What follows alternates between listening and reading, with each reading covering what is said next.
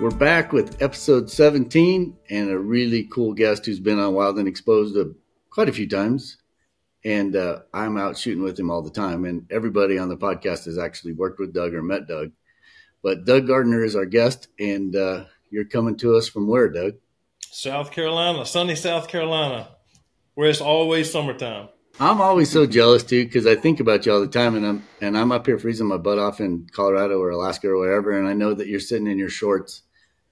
Other than, 3 days out of the year when you're freezing your butt off and it's 40 degrees? Pretty much, yeah. Yeah, we did get a little bit of cold this year, but, I'm jealous of you guys. I'm a cold weather person. I want to be, in the snow and the ice and, blizzards. I love that stuff. That's where I thrive.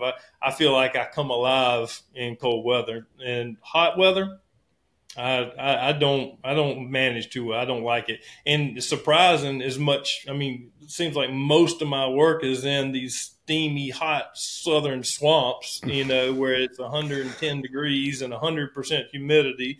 And you would think I'd love it or be used to it. You don't get used to it. Not at all. But the nicest months are what? For you, like you do a lot of stuff in the swamps in the spring, but your spring is what? The end of January into like April? March and April are amazing down here in South Carolina. So, there's no bugs right now. The only thing we've got going on right now, and there's about 3 weeks of our nasty pollen season. And I don't even, honestly, unless I've got an assignment, which generally the assignment will be somewhere else in the country, I don't pull my cameras out during that 3 weeks pollen season. It is just so nasty. We not only do we have hardwood pollen, that's not the bad stuff. The bad stuff is the pine pollen, the thick, heavy yellow. And my vehicle it's a black vehicle, but it is completely yellow right now. I was out doing a video yesterday about trail cameras, setting up a trail camera in a swamp, a place where a lot of wood ducks hang out. And it was just this gross, snotty yellow scum on the water and all around me. It was just nasty. I cannot stand it. That's where you can write notes on the windshield of your car every day, right? For sure. But like, and everybody's sick. Everybody's sick this time of year. The sinuses are giving and allergies are giving them a fit. But no. Other than that, it's it comes in. It literally starts like overnight. So the first day that it gets out of those 50s, which is kind of our average winter temperature is around 50. When you hit that first real sunny day that's like 65 or 70, the dogwoods, boom, they pop. And they start blooming everywhere. And as soon as that happens, within a couple days, it's just like somebody flipped the light switch and everything's yellow and the air is yellow. It's gross. But give it a couple weeks to clear out. Smooth sailing from then on. So then what are you filming mostly? I know you do a lot of what's that bird that the planetary warbler? Yeah, the proprietary. The prothonotary warbler. That's my little buddy there. There are not many songbirds that are as beautiful as they are. As brilliantly colored. It's just this golden yellow, completely. The whole bird is completely yellow with a jet black bill and little jet black eyeballs, and then his wings are this beautiful slate blue color. And they're wetland birds, and they nest in little cavities that are. They actually use old downy woodpecker cavities to nest in. And so it's about 1 1/8 inches in diameter, little tiny hole, about a little bit bigger than a quarter. And so we have thousands and thousands of warblers. You can actually I can put the boat in and I could cover my eyes and just drive anywhere in the swamp and stop, and you hear them all around you, just all around. It's pretty amazing. And you actually do tours for that too, right? Yeah. I take people out to do that. If I don't have a real busy spring with assignment work, I'll take people out to actually film and photograph the prothonotarians. They're super tolerant little birds. They'll let you get real close, and they just don't mind you at all. I mean, they'll go about their business, and they'll come and go from the nest feeding. They'll feed the female, the male will come and bring food to the female, and literally you can be 10 feet from it, and they just go about their business, coming and going, no problem. So they're really cool. Of course, being that they're in a swamp, that's what makes it really pretty and special, is because they're sitting on, you know, green cypress limbs or cypress knees that stick up out of the water.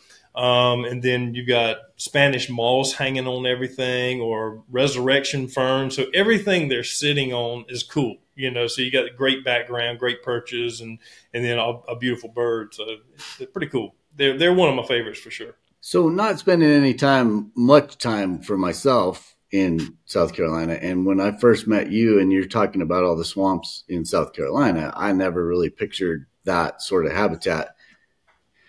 You know, you picture more Louisiana or Mississippi or something for those big old swamp things, but you guys got all kinds of stuff, which has tons of opportunities. So you also have gators, you have anything that you would find in a swamp, right? But then you also can go out to the Outer Banks and you can do the wild horses, and then you can do tons of shorebirds. So South Carolina is pretty diverse in not only our wildlife but our habitat as well. So South Carolina is not a big state, so we have beautiful beaches up north. Then you come down south and you have more estuary type, like marshes. One of the biggest, most well-known places is the Ace Basin, and it's where the Ashepoo, the Edisto, and the Combahee rivers all come together and dump into the ocean, and they form this huge bay. And it's everything from cypress swamp to marsh swamp to open bays to sandy beaches and then the ocean. So you have all kinds of habitat in that one area. Then you move further west inland, we have, there's a lot of swamps all through, the state, but you have upland areas, hardwood areas. So we have a lot of upland game, deer, turkey, all kinds of, birds that use woodland habitat, grouse, turkey. Then you move on to the mountains. We have, the mountains. We have the Great Smoky Mountains, the Appalachian mountain range that run across the west portion of the state. And so we have, black bears and more deer and, animals that use the mountain areas. And of course, beautiful waterfalls. So it's a cool state to live in. Yeah, it really is. We still maintain that slow way of life. There's not a whole lot of crime here, and it's not real busy. So it's a cool place to live. Yeah, I want to come out there and film with you one of these days, just to get the hang of it. Now, when you do your workshops, that's both for photography and for video, right? But are you cheating one way or the other right now, or do you just focus on one or the other? I have several workshops, and some of them, just because of the nature of the workshop, are either for photography or video, and some of them are both. So like bighorn sheep that I do in Wyoming every December, that is both for photographers and videographers. The waterfowl up in Maryland that we do, that is both photographers and videographers. And then the stuff in Louisiana is primarily for photographers, but I do have video folks who, if they're interested in filming the swamp and they want to do video, then I gear the trip specifically for video, because you can't, like if you're in a boat, the boat can't be moving around. So you can't have a bunch of photographers moving around, swinging cameras, that kind of thing. And then one guy in the back trying to film video and the boat's rocking. So it just doesn't work. Everybody has to kind of, quote, be on board, no pun intended, about what's going on. So, but then I just started a cinematographer's boot camp. And one of the things, and Mike, as well as I do, we work with a lot of assistants and other camera folks from specifically the UK. We deal with a lot of people from the UK. And how many times do we have, like a new assistant or a young camera guy that has just come out of the university in Bristol? They actually have one of the biggest natural history filmmaking degrees, in the world. And that's so that most people are going through that program. And what we have seen is that they don't get any camera time whatsoever. We were talking with a friend of ours. It was when we were at Lake Martin, you remember? And I asked the guy, I said, so how much time do y'all get, actually, using a red camera or an area, whatever? And he said, we got about 30 minutes on a red camera one afternoon. That's all the camera work they got.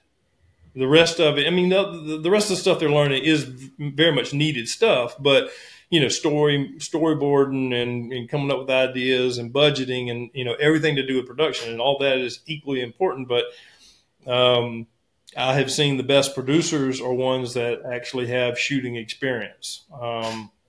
So no matter what part of filmmaking you want to be into, you need to have some camera experience. Even if your plans are only to be ever a producer, you'll be a much better producer if you know how to operate that camera, because you know what your crews are capable of and what they're not capable of, what are the hurdles they're going to run into, what are expenses involved and stuff. So that kind of stuff, all that benefits from being able to run the camera. These guys, they don't get any time behind the camera. So I came up with this boot camp. And basically in 7 days, I put you through everything, and it's 1 to 2 people max, no more than 2 people. And we will pick a location that you want to go to. And we will, in 7 days, I'll run you through everything that you need to know to get started behind the camera. Problem solving, as well as y'all know as well as I do. If you ask me, the number one quality for a good camera operator is being an excellent problem solver, being able to make stuff work when it doesn't want to work, and figuring out those problems. It may be, wildlife not showing up. Okay, well, we got to find them. How are we going to find them? What are we going to do? Camera not working. It's got to work. There's no ifs, ands, or buts about it. You gotta produce. And so problem solving, all the way down to, camera angles, lighting, operating the camera, everything you need to know to get a good grasp on getting started in wildlife cinematography. So yes. And I got a guy this year that wants to go to Louisiana. And so we're going to go down to Louisiana and drag him through the mud a little bit.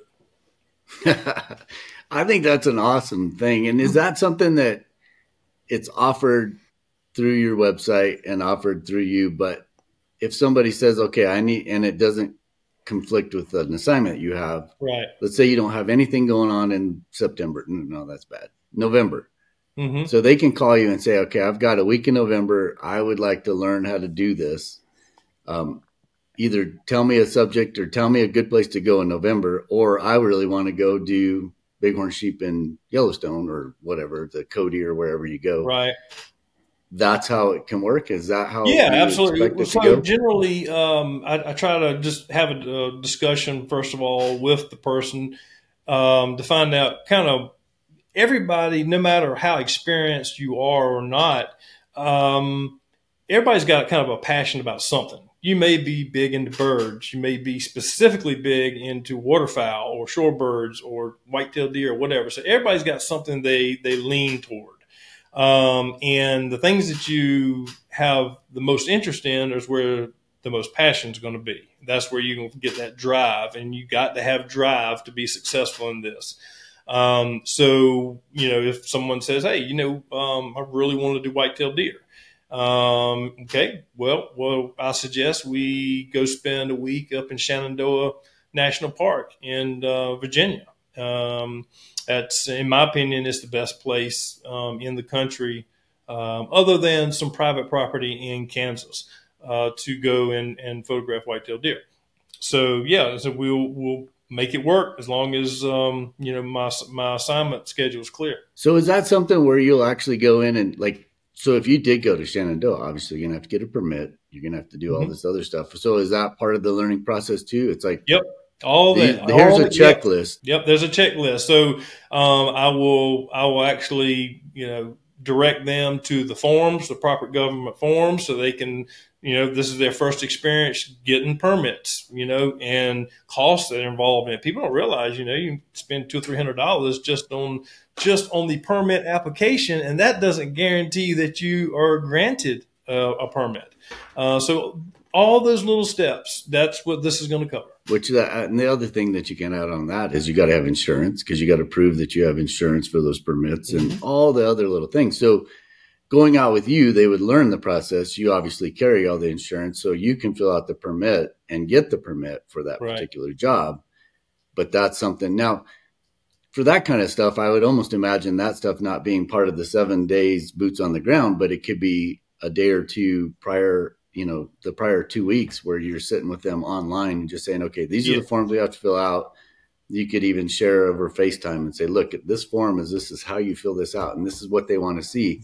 You don't have to say you're with a crew of 30 and have to pay, it's just all the obvious things, but it may not be so obvious for someone that doesn't work with it all the time. Exactly. Yeah. There's about a week to 5 to 7 days of phone calls, back and forth, trying to, get them through those initial steps before we even get on the ground. So, yeah. So do you want someone to show up with a camera too? Obviously they're probably not going to show up with a Red, but they could potentially show up with a C300 or absolutely a Sony FX6 or something like that, that is more of a affordable camera, but still high quality. So then they can use their own camera.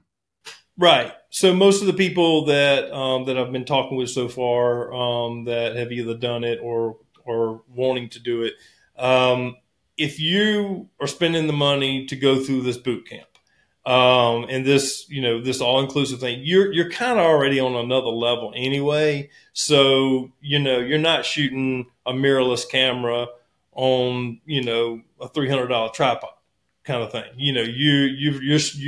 You're dedicated to spending some money on the proper equipment and that kind of thing. And either they are asking me, okay, what kind of camera system do I need to be looking at moving forward, not only to have during this workshop, but to also move forward in my career, or a serious hobby for some people. And so I'll kind of give them some options of what are the commonly used cameras in the industry, and suggestions for how to get into it with quality equipment, but not but doing it as affordably as they can. I mean, we all know none of it's affordable. No, it just not. I mean, that the biggest thing between photography and video is the price tag. I mean, everything is the price tag and the weight, right? So everything is more expensive and everything's a lot heavier. But you get to say cool things like, instead of APS-C, it's Super 35. It's Super 35. Yeah, Brandon's going to do a whole post about all the differences between all the lame photography wording and then all the very eloquent film words or definitions. Right. The funny thing is, I get on production a production call with a production team from, say, the UK. They have a lot of very different terms for things that common words that we use. And so I'll never forget, I was doing filming Wild Horses for Atlantic, was the name of the series. And it was a BBC production. And we were going to go to North Carolina and film the Wild Horses out there on the Outer Banks. And the producer kept telling me, we want to do a lot of plan views. And I'm thinking, I was too embarrassed not to say, what do you mean? What is a plan view? I said, I'll listen to him and I'll figure it out later, or it'll come out. The definition of this will come out later in the conversation, and it never did. I finally called a buddy of mine who who I learned a lot from starting out. He lives in the UK. I said, "What the hell is plan view?" And he said, "Like plans, like you're looking at a set of house plans. You're looking down on something straight down." I was like, that makes perfect sense. I never thought of it. Well, that being said, so that's when you refer to that, that's all the drone work. So is drone going to be part of this boot Oh camp yeah, too? absolutely. Yep. Drone, slider, time lapse and lapse time, which is two different things.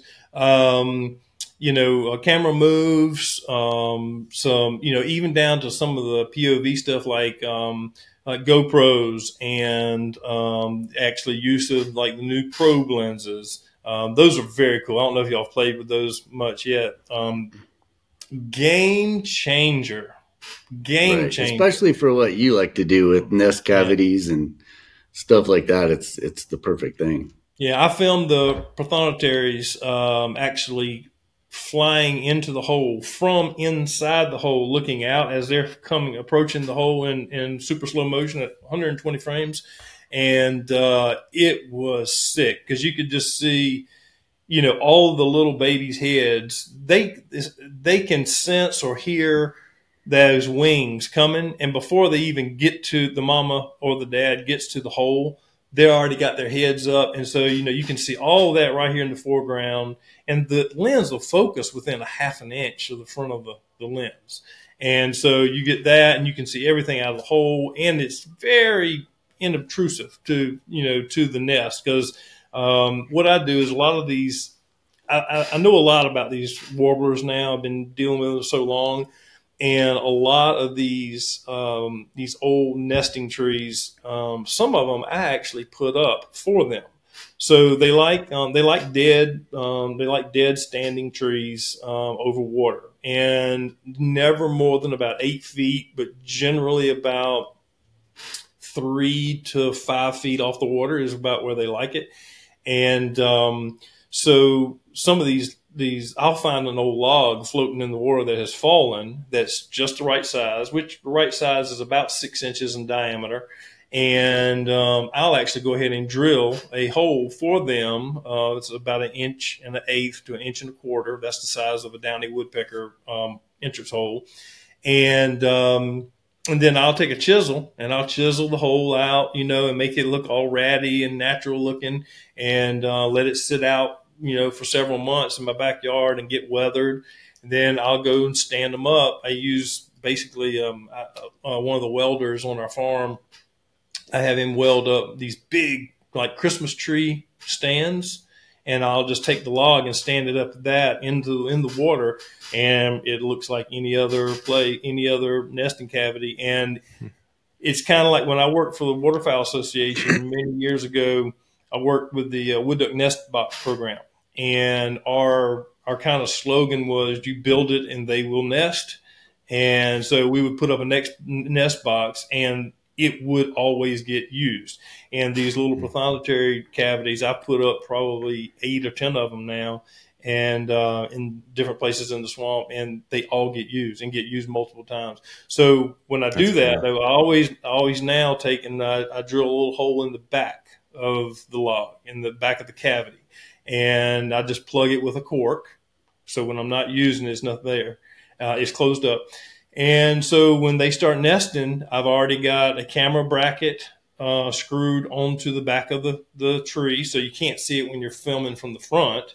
And when they leave to go feed, I just ease it there and put that probe lens, and it's literally no bigger than the end of my thumb. You just stick it in the hole there, and I've already got a quick release bracket for the camera and a remote trigger, and then I'll back away and let them come and go, and sit there and film. I can film from 20 feet away, no problem. So that's been a game changer. I think the number one thing that anybody's going to pull out of that boot camp is the problem solving.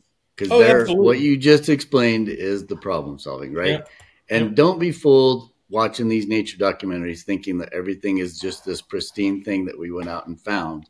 A lot of times it's all that pre-production work that involves creating a situation where you're not going to disturb the birds. So by doing everything you're doing allows you to have a successful nest and have birds that are not being bothered too much. Obviously, they're going to be bothered a little bit by having a lens or whatever, but it's something that they're used to because you've created that environment. Right. And that problem solving, I mean, you and I were on a shoot in Texas where we had to do turkeys. And I remember they wanted turkeys coming out of a tree, coming out of their overnight, and then they would land in the field. A roost, yeah. And man, we messed around and Doug is always the problem solver. If you've got a problem, if I'm out on a shoot and I'm not with Doug, I'll call him and say, okay, I've got this situation. What would you do? And that is so valuable. And then you just kind of get in that group. You just get in that mode of, okay, well, I should have remotes and I should have all these extra tripods and I should have all these different cameras that give you that POV or the long, the Loa probe lens. I think that's the one guys that make it. That's it. You can't, and I don't know. I mean, when you say this course is 7 days, you better come with an empty brain. Yeah. Because in 7 days, your brain is going to be so full. That's and right. I would say just put a GoPro on your head and record everything that Doug record it all, yeah. Record it all. For reference. And then watch it for the next 300 days because there's just so much that you couldn't learn everything. But I think it's the problem solving. And then I also think in this business, it's networking, right? Yeah. Oh, yeah. So, and not that they're going to be able to network. The network starts with you, right? So if you get someone that can call you up now that they've taken your class, that is just one step further in that whole progression because it's not easy to get into this business. We had a guy on that filmed the Seawolf stuff that was on, I believe it's on Netflix. Mm-hmm. Anyway, he just kind of lucked into it and got this whole network thing going, but he lucked into it. And a lot of times it is that. It's not like you can call up these production companies and say, hey, I do this. Can you just put me on the next shoot? It's not going to happen that way. No. They already, one thing, they have their favorites. They already have their favorites that they've been working with for years. So why change it? Now, one thing that does work in your favor is your geographic location. And, so a lot of the production companies are actually seeing that it is cheaper for them to hire local talent than to, fly everybody from the UK to the United States or what other country they're working in. So, that works in your favor.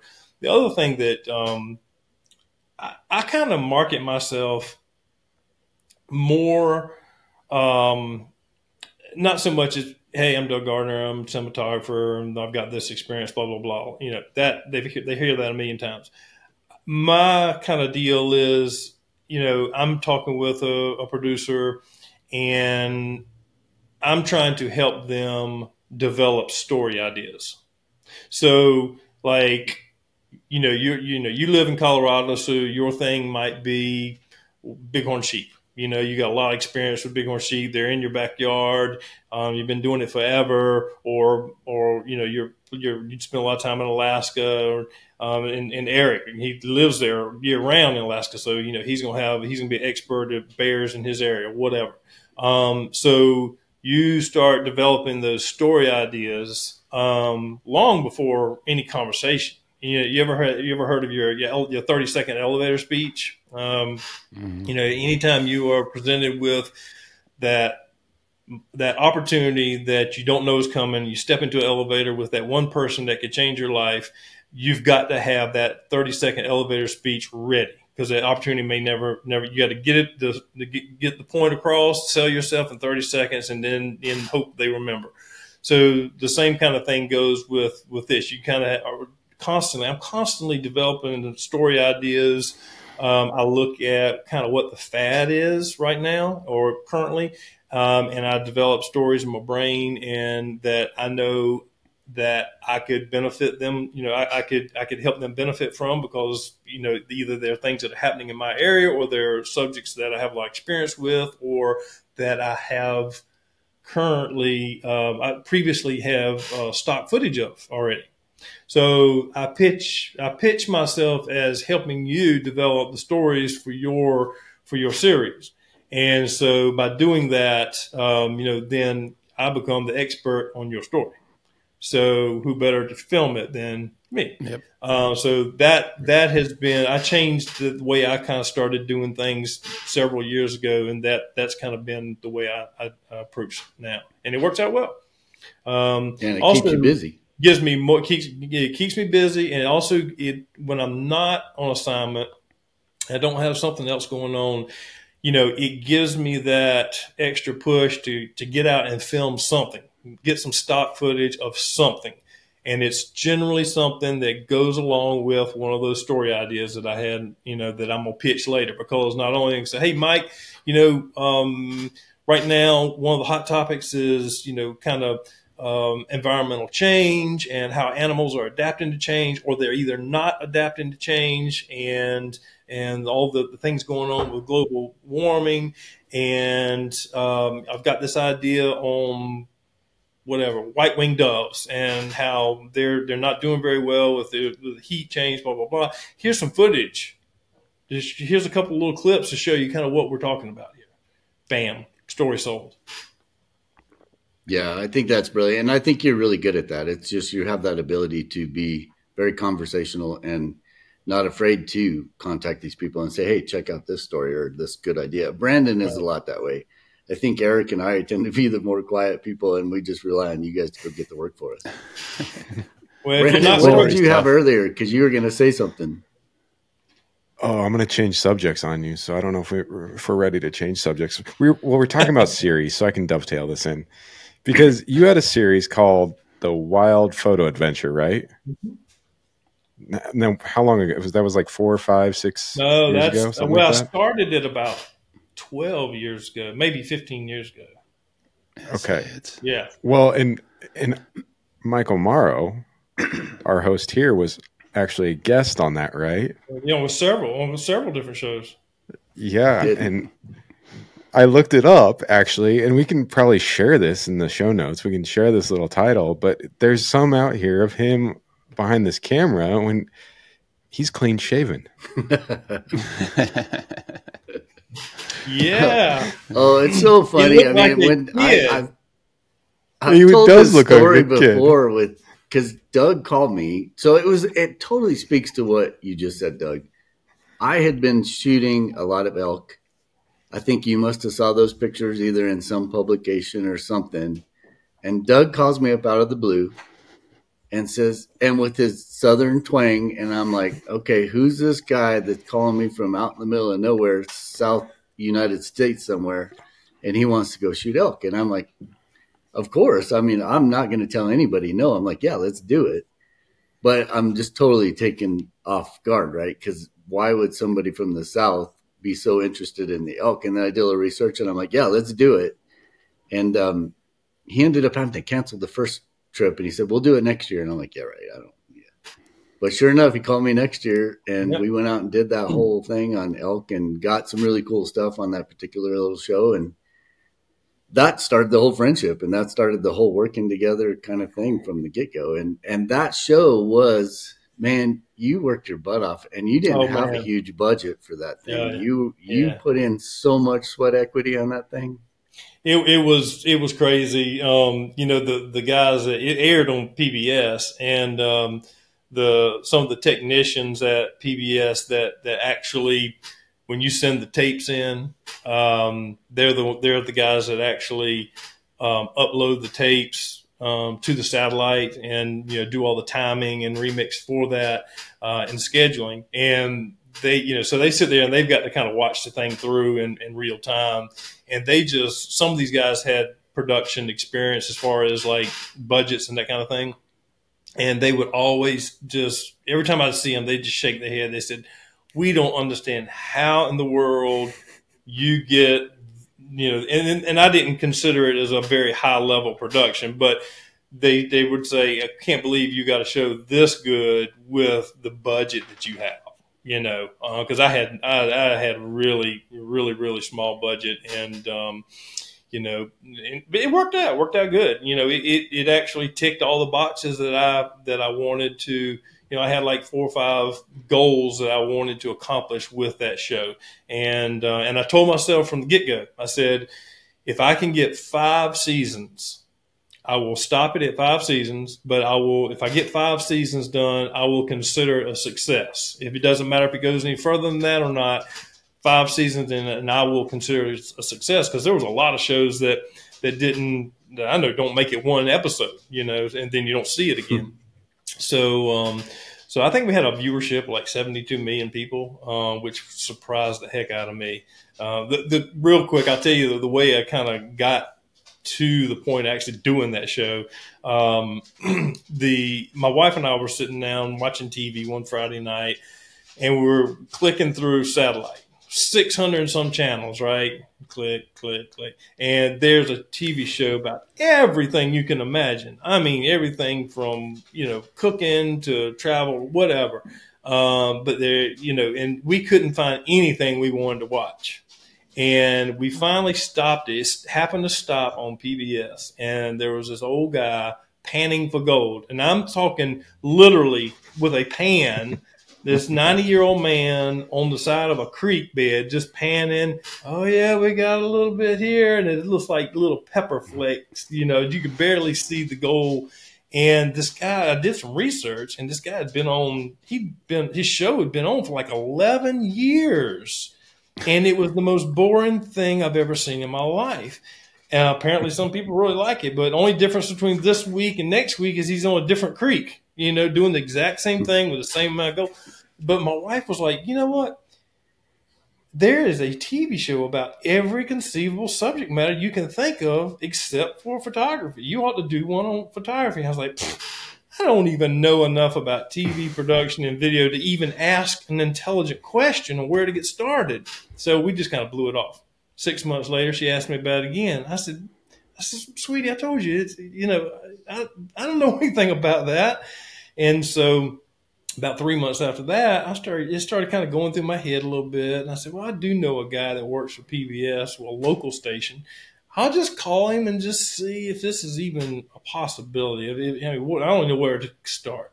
And he agreed to meet with me, and he kind of told me about what you need to do to get started and how to do it. And I started working on it. And a year later, we had the first season in the can, ready to go. But I tell you, I'm proud of the show, and it ticked all the boxes, all the things that I wanted to get out of that show. It accomplished. But I never liked the way the show came out. My goal was always to have this Dirty Jobs kind of feel mixed with Planet Earth. That was kind of where I wanted it. I wanted this kind of fly on the wall, seeing what and how to do something, but on a very, very high production level. And then the reward is seeing the really cool wildlife footage and the photographs, that you get out of that. But we just didn't have the budget to have, 5 cameras running all the time and go to the coolest locations for long periods of time. I mean, Mike can tell you, I would say I got 6 days and we got to get it done in 6 days, and, rain or shine, it's got to happen, because I can't go another day. So, let me give you an idea I of the budget. cringe every time I look at those old shows, but I'll tell you, there's been a recent kind of surge of interest in the show. So I put them back up on YouTube, and it's been crazy lately. I mean, even though, I'm 15 years older now and don't even do that show anymore, and people just ask me constantly, please bring the show back. Where are you? Where you been? Blah, blah, blah. I learned so much from it. And I mean, I get 15 or 20 emails a week, every week. Since the show, people are like, oh, I learned so much about photography from the show, and it was, such a laid back way of learning, and you covered everything, blah, blah, blah. And thank you so much. And can you bring the show back? And so I am now, actually doing a little bit, kind of going back, and, cameras have updated since that time, but the techniques are the same. The rules of photography are all the same. And so, but I'm going back now and doing some videos when I have a chance. Kind of readdressing some, how to expose, with a DSLR camera or a mirrorless camera, how to get a proper exposure, how to read a histogram, how to use your autofocus, how to manual focus, how to do this, how to do that. So yeah, I was kind of surprised. People immediately picked back up on it, and there's just hundreds of thousands of views on YouTube right now. And I'm like, holy cow! So as I have time, I'm gonna continue to kind of feed that. So I've got one thing just talking about budgets, because I think it would be a good just an example. But then let's talk a little bit more about that, because I watched one of the episodes this morning. Just for y'all information, so Doug would go out and produce this whole year's worth of programming for the same amount of money that he and I would go and shoot maybe a 5 or 10 minute segment for a bigger show. We're just filling 5 or 10 minutes.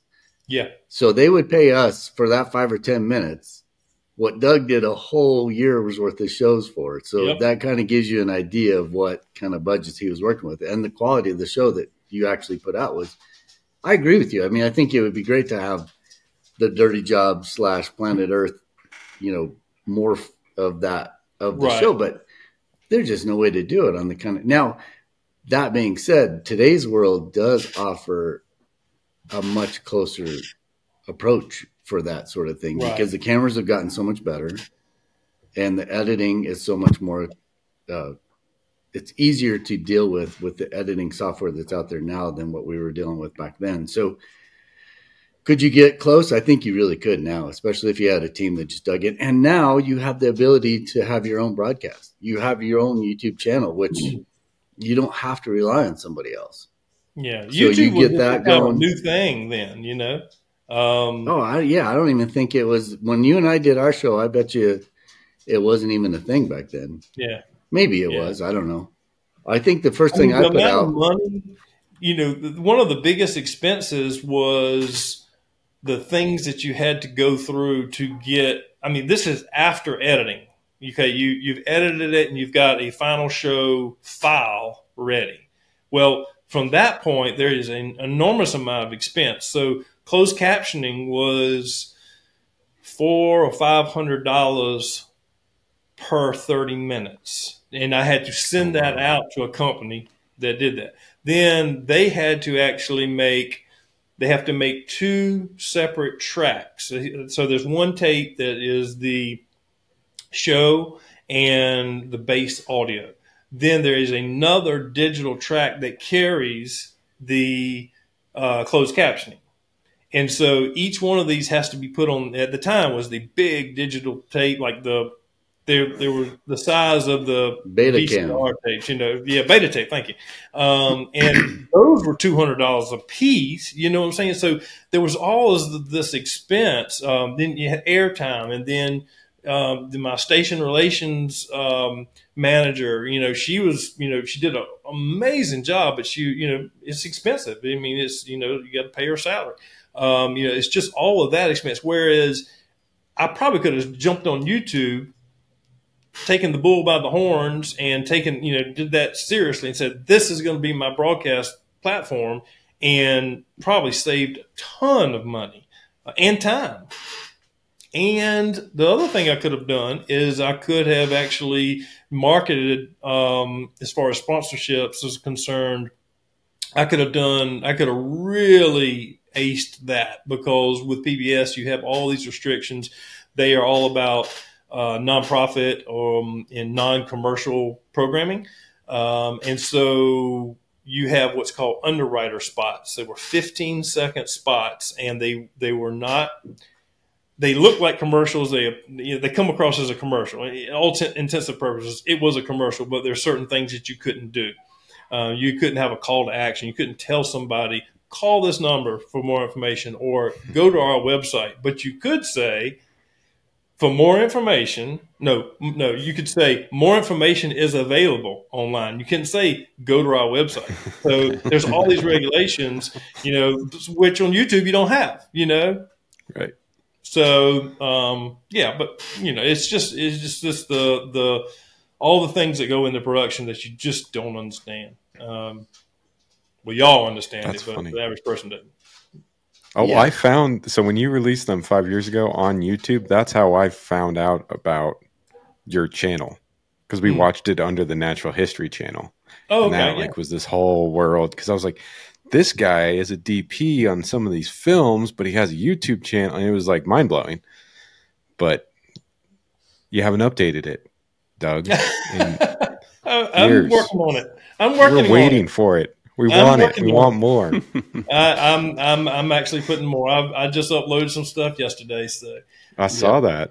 yeah, yeah. Well, the thing is with our audience, we've talked about it on the show. It's wildlife production for the big shows, Planet Earth, and some of this other stuff. It ebbs and flows, and I think we're in a spot right now where it's on the downside, and so it gives us all a little bit extra time to do this sort of thing. And who knows? I mean, YouTube could very potentially just replace a lot of those shows because you can go out and find your audience. You don't have to throw it out on a TV channel and hope that when you're going through 600 satellite channels that you accidentally find the show that you really like, right? And now Right. on YouTube, you can just type in wildlife, South Carolina swamp, planetary warbler, and then boom, there it is. Spell it. Yeah. So there's no better time than the present, and having the time to do it, both on our side and your side, Doug, is really kind of good right now because who knows what you can build in a very short period of time that would rival the work that we get on a big show type basis or an assignment type basis. So it's kind of fun. Scheduling gets crazy. There's so many things you want to do, and I've got tons of personal projects that that I'm working on bits and pieces here and there, and then do have some assignment work this year that I'm working on in between everything, and want to try to do some workshops. I do enjoy the workshops. I genuinely enjoy being with people. I enjoy teaching people. The biggest thing I enjoy with the workshops is watching that light come on people's heads. When, and it may not have anything to do with technical, like photography techniques or video techniques. It may just be a new experience. Two rams, actually ramming horns on a ledge, and one gets knocked 100 feet down, and you see all this transpire, and people's jaws are dropping over. That's what I enjoy, or taking somebody that has never been in a swamp all their life. They have been told that, cypress swamps are this ugly, nasty, scary, malaria-ridden, mosquito-infested. Everything's going to kill you. Alligators and water moccasins and blah blah blah. It's just ugly and dark. And then you take them in there, and they're like, "Oh my God, this is the most beautiful thing I've seen in my life." And when can I come back? And so that's what I really enjoy introducing people to my world. Stuff that sometimes I take for granted. So that's the cool part. And so, but And it's like scheduling is tough. You get so many things to juggle. do you still have openings for those workshops? The Louisiana, we had 6 weeks in a row sell out in 6 hours, and then but the last one I think is May 26th through the 31st. I got 2 spots available because I had a husband and wife that had to cancel due to a wedding that of their daughter. So I've got 2 spots available for that. So a little story behind the swamp thing that Doug just said. He and I had to go do a thing in the swamps, and the BBC, not having been to the swamp, they're like, yeah, we want to see just the dark, grungy, just find something that's really just scary about the swamp. And we're like, hey, you know what? It's not. It is beautiful, and the light is awesome, and the animals are awesome. And we had to we struggled to find that. What can we find that is going to make this look terrible or make it look dingy or they wanted whatever? They kept using the word ominous. Remember, they wanted ominous. and there was nothing ominous. We couldn't find anything. No, it's like what the media has done for like grizzly bears and wolves. Everybody wants to see a grizzly bear growling, and you just don't see that in nature very often. I mean, it happens, but they're not this evil creature. And the gators are totally. I mean, while they can be ferocious, generally, I mean, you just don't see it. And if you're told that they want that shot, it's really hard to get because it doesn't happen all the time. Yeah. So, is that show out? That one's not out yet. No, it's not out yet. I don't know what's we can't going talk on about that either. We can't talk about that. Yeah, I don't even know. I've got like 9 films that are out right now that I can't even say anything about. I hadn't seen them. So we yet. can't talk about those either. Unfortunately, not. So Brandon started a new thing where he's going to drink a shot every time we say we can't talk about that. We're 3 in. Let's don't talk about that then. Get him real messed up. He won't be able to talk about it. Oh goodness! I'm just gonna be. You were talking about problem solving. One of the craziest problem solving situations I've ever been in was when you and I, Mike, were in the Sonoran Desert doing the burrows. So it was 131 degrees we measured one day. Oh my gosh. And on top of other huge problems, like all of our food wasted. We had like $1,800 of food that all spoiled because the RVs that we had 2 RVs we were living in, they would not, the air conditioning and the compressor on the refrigerator could not keep up with the heat. The coldest it got in, well, I can't use the word cold. The coolest, the lowest the temperature got in the RV with the air conditioner running, as cold as it would go, was in the middle of the night. It got 95 degrees. Got down to 95. Gross. But anyway, so we were shooting red cameras. We were shooting red helium cameras, and we got out there. Golly, the more I think back about this whole show, there was a lot of problems we had. But the one was the cameras. Just you would turn the camera on, and within 15, 20 minutes, it would overheat and shut down, and you could let it stay off for a few minutes and get it to come back to life. But every time you did it, it would run shorter and shorter, and then finally it just shut off and said, "No, I'm not turning back on."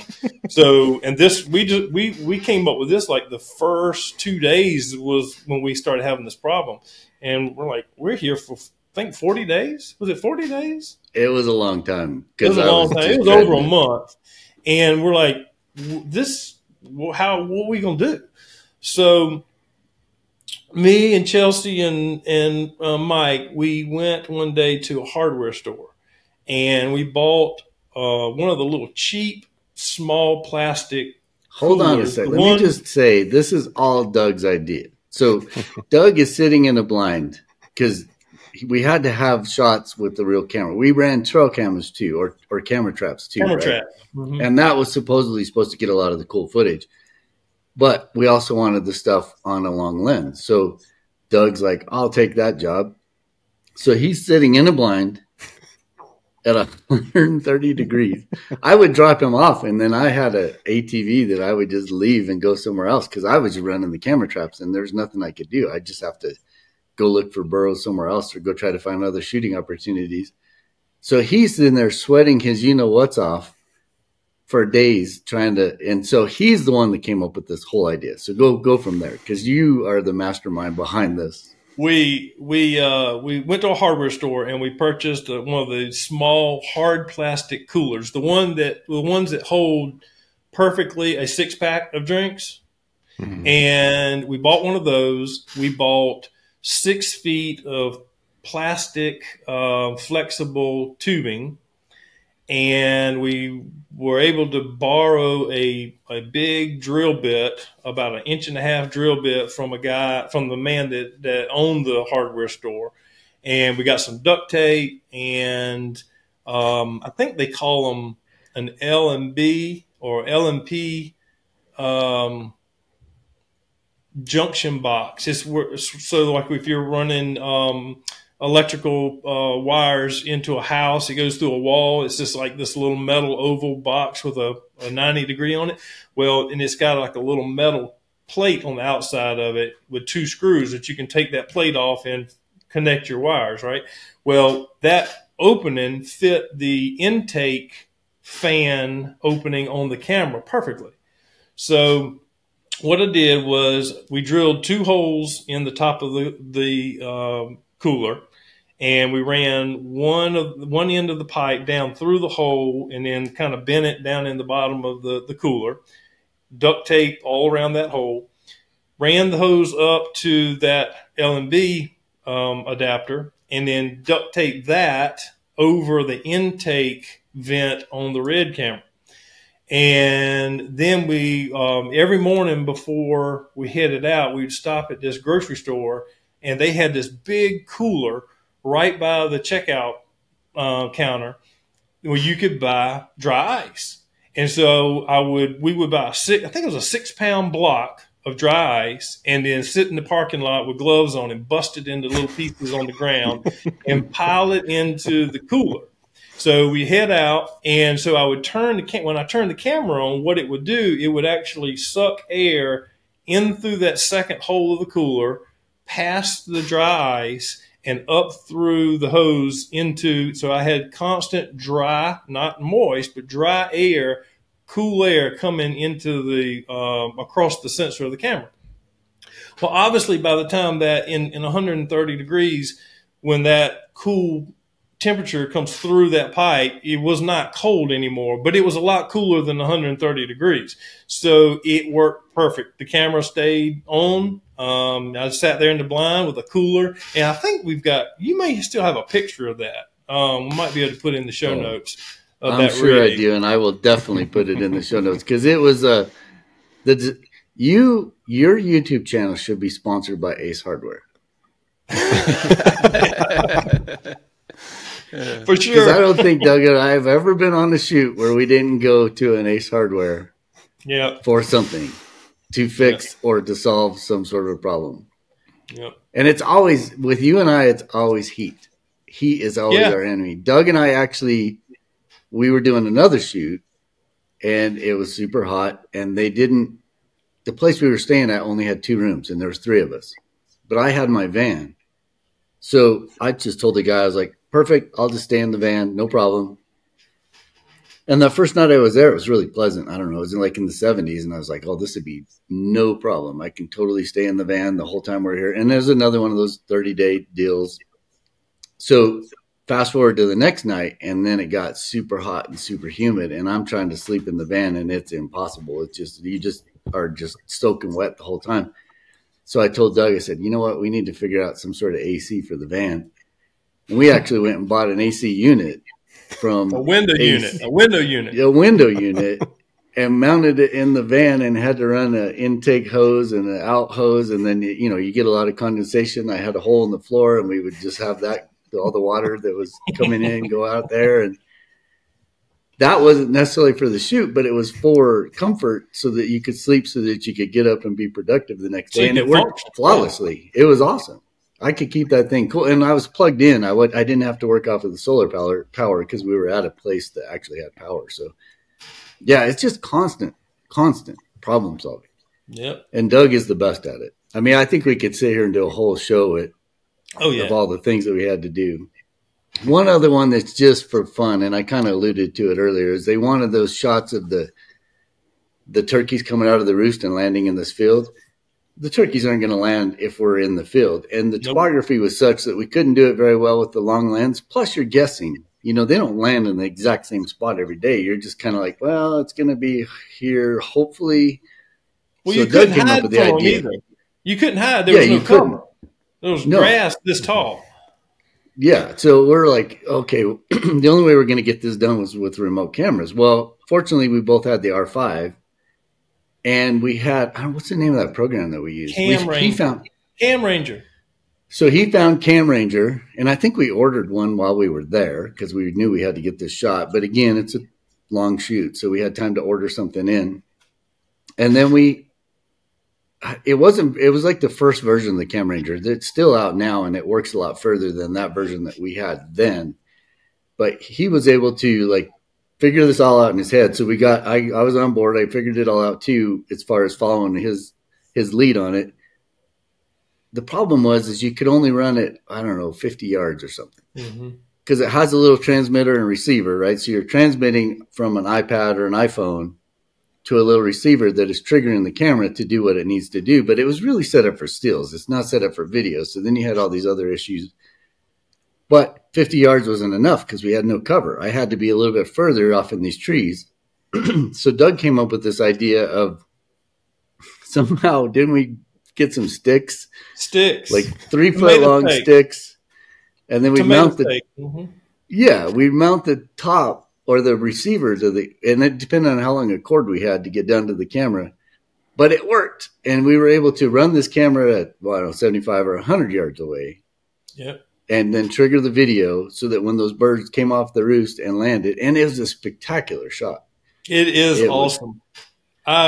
I couldn't believe it when we were actually checking the cameras. I think we had to do it several mornings in a row to really dial in, because a lot of times they wouldn't land like exactly in the same spot, but it was more of a general area. When I say a general area, 15-yard circle, wouldn't you say? They kind of always landed in that little spot. So we had opportunity after opportunity after opportunity to move the cameras or add more cameras and change angles and change lenses. And I remember one morning, I think it was the third or fourth morning, Mike was kind of quickly running through some of the clips on the back of the camera, and I was just like, oh my God, I cannot believe we got that. And it's exactly what we wanted. We wanted that larger than life, like close, wide angle shot of like just a big flock of birds just landing right on top of you.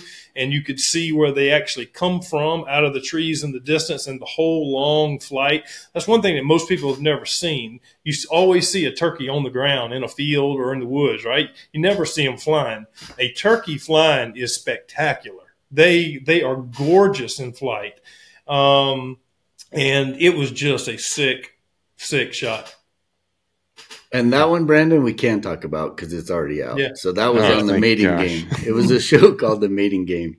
And actually, I can put a link to it. I think it's still online, but it is, and it's on my. I think the segment that we did is on my website as well. So I'll link to that. That way, you guys can get to Doug's website, but also find out.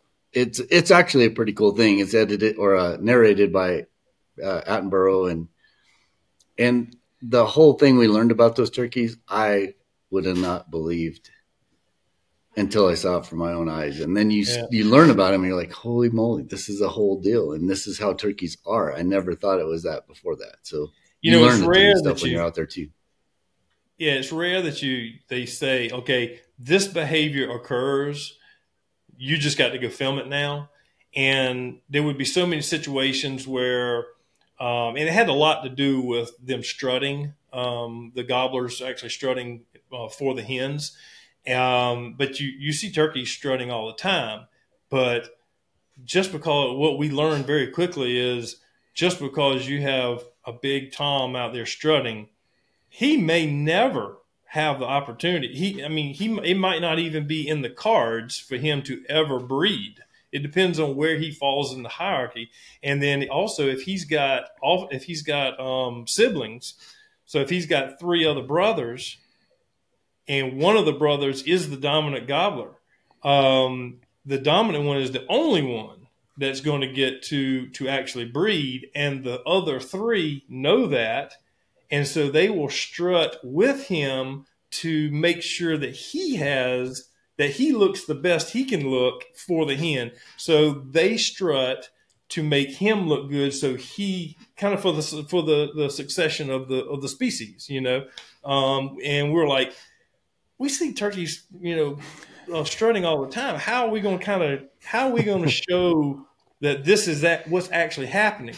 And it once it started happening, it was so obvious. It was really cool to actually be able to be successful in capturing specific behaviors that they're wanting. That's the cool part of it. It was super cool. The other thing that I learned on that shoot was the scissor-tailed flycatchers, which are super amazing, beautiful birds. They follow those turkeys. So if you ever want to shoot a scissor-tailed flycatcher, find a flock of turkeys that are tolerant, and you'll see those birds just traveling with the turkeys, and they just feed on the insects that fly up out of the turkey stuff. So it's just so many cool things. Yeah. Hey, so to change the subject, or not to change the subject, but to get on to another subject, what do you think about this Nikon Red thing? Oh my gosh, I don't know what to think. To be honest with you, first of all, my good buddy David, he sent me a text and he said, "What's this I'm hearing about? Red being bought by Nikon." And I'm like, "That's fake news. It's not. I hadn't heard anything about it. That's fake news." I said, "You hear crap like that all the time, man." Oh, okay. Well, I started looking into it, and it was all over the internet. And then, so I contacted a friend of mine who actually used to work for Red, and I said, "Brian," I said, "Is this true?" He said, "Absolutely, and it's a good thing." So he's much closer to the whole situation than I am, and he thinks it's a good thing. I don't know. I mean. One of my fears is that all of the major camera companies, and when I say camera companies, I'm kind of specifically talking about photography cameras. So Canon, Nikon, Sony. If you break down the categories of photographers into percentages, the wildlife photographer or nature photographer in general is less than 1% of the company's income. We are a very, very small portion of their money. The big money is not made off of pro photographers. It's made off of point and shoot camera owners. The person that's just got a little Canon Rebel or whatever, a little pocket camera that they can whip out and take on vacation with them, and they're not serious about it, stays on automatic all the time.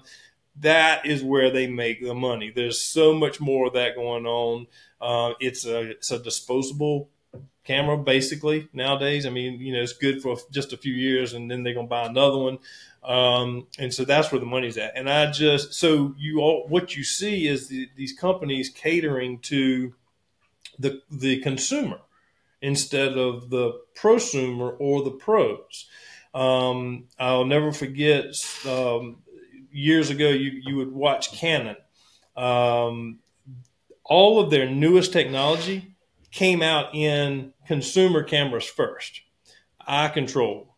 You remember the eye movement control, where you basically put a laser in your eye and it could detect what part of the frame your eye was looking.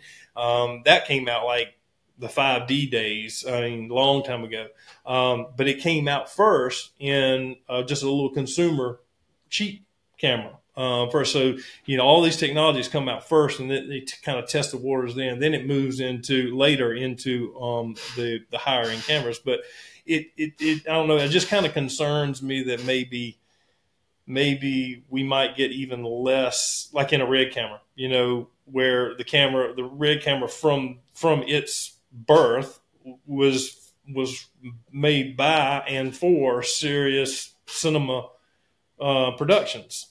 And I just hope it doesn't lose that zeal, lose that importance in the industry, because right now there's in natural history, cinematography, for the overall standard, industry standard is going to be a Red, a Arri, or Sony cinema cameras, not DSLRs, even though we use Sony DSLRs for certain special situations. I don't know. What do y'all think about it? Well, when I read about it, I was like, okay, this is real. And then I did a little reading, and it said that Red was suing Nikon because of some raw codec proprietary, I don't know, like somehow they thought, and I don't know, this is very general, but Red said, this is our codec, and Nikon, you've just taken it from us, or you poached some of that technology, and now we're going to sue you. And then the tables turned, and then from that, Nikon's like, well, you know what? How about we just buy you? And then there was so much scuttlebutt, I don't know, probably a year ago or even 2 years ago when the Z9 wasn't coming out, and everybody's saying, oh, Nikon's done. Nikon's going to die. Nikon's going to, they're not going to have any money. They're going to file for bankruptcy because they can't keep up with Canon and Sony. Right. And then you fast forward to this news where who knows how much money they paid. I don't know if it's public information or not, but they now own one of the premier camera brands in the world for high-end cinema stuff. And it'll be interesting. And I don't think Nikon was keeping up in the cinema world quite like Canon has the C300, C500 series of cameras, which are pretty darn good cameras. Yeah. And then Sony has the FX6 and Sony has the Burano or whatever the new one is. I mean, so they're playing the game. Nikon didn't have that. Maybe that's just their way into it. I guess my concern would be, I don't think it's a concern because I started out shooting Nikon many, many years ago when I was shooting stills, and that was the first body, and everybody shot the FM3 and the FM2 and then the F4 and then the F5 and all those cameras, and I had all those, and it was really good stuff. And there's nothing like Nikon glass. It's always been good, right? And they stayed true to the Nikon brand for so long. They kept that same lens mount, which I think hindered some of their progression, but they were like, no, I want a lens that was made in the 50s to fit on a camera that was made in the 2000s. And it did, but I think they've since changed. And then now you look at the new Z9 camera, because I have some buddies that still shoot Nikon, and they're still big, huge Nikon fans. And that's a spectacular camera. It's freaking awesome. I mean, super fast, super sharp, super everything about it is really nice. So that'll be cool. The one thing that I'm thinking about is these new Reds, the Raptor, both the S35 version and the full frame version, they have an RF lens adapter on it, right? Which is a Canon proprietary lens. Goodbye, RF. That's what I'm worried about. It's like, so now are we going to get, is that going to come out with a Nikon mount? Well, and they do. How does that work? Well, like the Helium has a Nikon mount. Yeah, you could, but that's screwed on and off, right? Yeah, that. But on the Raptor, I don't think that lens mount comes on and off. You just have to buy an adapter. No. So like, if you're going to go from a Raptor RF to a PL, which is a PL is a different type of lens mount that's on a lot of cinema lenses, I think it's an adapter. It's not like replacing the mount like we could on the Helium. So I don't know. It'll be interesting. I think it's all good. I think it's the one thing that I'm a little bummed about is, a really cool USA made camera is now, not a USA camera brand anymore. There was something like that whole rebel kind of attitude with Red. That's like, we're going to try to lower the price and get more people make it more affordable. It really wasn't, but it had the impression of it in the very beginning, and it was really good. And it is, I would say, more Reds are used in nature and wildlife than any other brand. Oh yeah. So I don't know. We'll see how it all goes. But I'm concerned that I'm just concerned that it's gonna, like I said, we're gonna have some of the options taken away from us now, which may force us to look at other brands. The smart thing to do would be to, let's just say the V Raptor. If you wanted a Nikon version, either you redesign all of their Red bodies moving forward that go back to an interchangeable front mounting plate so that you can satisfy everybody's needs, or you have a housing. When you order it, you either order a Nikon housing or you order, a PL RF version, which would just be sticking the guts in a different housing that's got a different front on it. But the smartest thing to do is just go back to having interchangeable front mounting plates. That'd be the cheapest thing for them to do. But, who knows? Only time will tell. Yep. And I think So, the bigger thing too with the red stuff is we end up talking about the Raptor, but it's more of the highest end camera. You got that whole line of Komodos, which is more of a 6K camera, which competes more with the prosumer 2 Pro, and it's a much cheaper. I think you can get into a Komodo for I don't know $6,000, and you're looking at a regular DSLR at what $5,000 or $6,000. So you're really close, but it's specifically made for video and not so much stills. Although you can shoot stills with it. So the whole excuse me, the whole Komodo line is pretty intriguing for Nikon, I would assume. Yeah. Who knows? Who knows what's going to happen with that, man? But. No, and I guess change is good. I'm going to just go for it. I love the Raptor. I love that camera. The view on it, the operation of it, the codec, the file that it gives you is beautiful. It is. I absolutely hate the pre-record. I know. What were they thinking? Well, it was a new way of it. It was what it was. It was the answer to being able to offer higher frame rates is what it was. And it was, well, it was a result of trying to be able to offer higher frame rates and processing speed and that kind of thing. That's what it boiled down to. They had to give up something. I think they can go. I think they can. They've had two different versions of pre-record now. One that worked great, and now one that doesn't work worth 2 cents. But you do have the high frame rates. I think there is room now to go in and redesign that. Well, I hope they can do it. I do too. It has actually cost me some shots. The new pre-record has actually cost me because there's too many steps to get to pre-record, and it just doesn't stay in pre-record like you did with a Helium or a Weapon or a Dragon.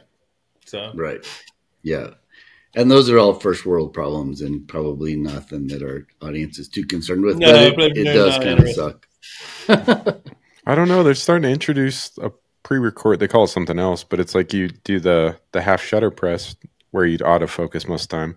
And a lot of these cameras are starting to roll the shutter. And then when you click it, you get 10 or 15 or 20 frames. So that's pretty cool when you're doing birds in flight or something, or trying to get a takeoff or something. So I think consumers will enjoy it once they see the benefits of it.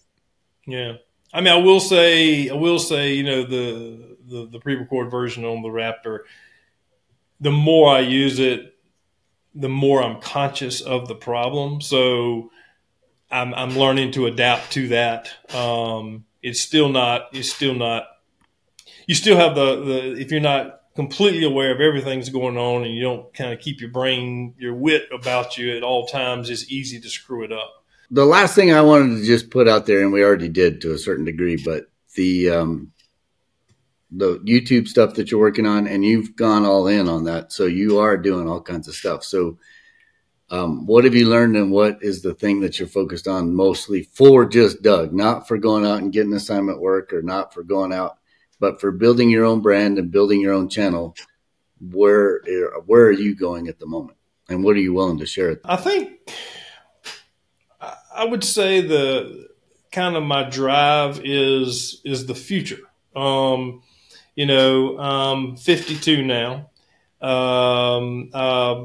Kind of looking toward what does my situation look like, 15 or 20 years from now. And, what am I going to be able to physically do? What's the market going to look like? So, I am kind of planting the seed now to give me things to be able to do, regardless of what the industry does or in the future, or regardless of what my health does. Right now I'm good to go, but as you see, I'm wearing glasses now. So, all those kind of things do change. We all get older, right? So bringing kind of the YouTube back to life, trying to offer the workshops as much as I can between assignment work, that kind of thing, a lot of the teaching, that kind of thing. Because people did find the old TV show, they did find it as a renewable, a reusable resource, that they can keep going back to, even though this 15 years old, the basics of photography don't change. The only thing that changes is the equipment. And so people are trying to update that and kind of keep that knowledge flowing out there. If I can be known for teaching you something and you got something out of it that you can carry on through your life, it's something that's going to give you enjoyment or even possibly a career, that makes me happy. So for anybody to go find your stuff, what is the website? And from there, they can get to your YouTube and all that stuff too, right? So my website is, the short way to do it, the easy way to remember it is DougGardner.com. Which is a front door to my business name, which is TotallyOutdoorsImaging.com. Both of them take you to my website. The YouTube channel is called the Natural History Channel. And I think Facebook, I don't even know what it is. I think it's Doug Gardner Wildlife, I believe. They can find all that from. Yeah, they can find all that. All that's actually on the website. So. Well, Doug, we'll let you go. Thanks for being on the show. It's been awesome. Anytime we talk to you, it's so much fun. It's great. There's so many stories we could talk about. We got to do it again. We'll do it again. And then we are all planning on trying to meet up in Louisiana in the swamps for some YouTube productions for both Truth and Legend and Doug's channel. So we'll keep you all posted on that.